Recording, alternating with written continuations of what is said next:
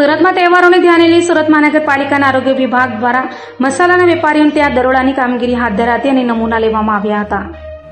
ચાલી રહેલા તહેવારોને લઈ સુરત મહાનગરપાલિકાના આરોગ્ય વિભાગ દ્વારા શહેરના અલગ અલગ વિસ્તારમાં આવેલા મસાલાના વેપારીઓના ત્યાં દરોડાની કાર્યવાહી હાથ ધરાઈ હતી।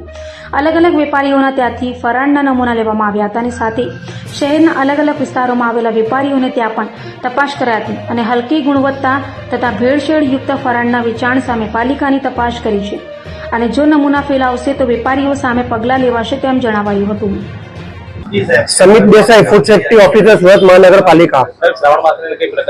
श्रावण महीनो चालतो होय आ शहरना लोको जनरली श्रावण महीनो चालतो होय जेना लोको जनरली फराळी चीज वस्तु आरोगता होय छे, जेथी आज सूरत महानगरपालिका द्वारा अलग अलग झोन में 5 થી 6 टीम बनावीने फराळी चीज वस्तुओं सेम्पल लेवानी कार्यवाही हाथ धरवामां आवेल छे। सेम्पल लीधा बाद सूरत महानगरपालिकानी पब्लिक हेल्थ लेबोरेटरी खाते मोकलवामां आवशे અને એનો રિપોર્ટ ધરાધોરણ મુજબનો નહીં હશે તો આગળની કડક કાર્યવાહી કરવામાં આવશે। કેટલા સમયમાં આવશે અને ત્યારબાદ કઈ પ્રકારની કાર્યવાહી? રિપોર્ટ આમ તો જનરલી 14 દિવસમાં આવતો હોય છે, પણ અમે એવી કોશિશ કરીશું કે બને એટલો જલ્દી રિપોર્ટ આવે જેથી જો ધારાધોરણ મુજબના ન હોય તેવા વેપારી વિરુદ્ધ કડક કાર્યવાહી જલ્દી થઈ શકે।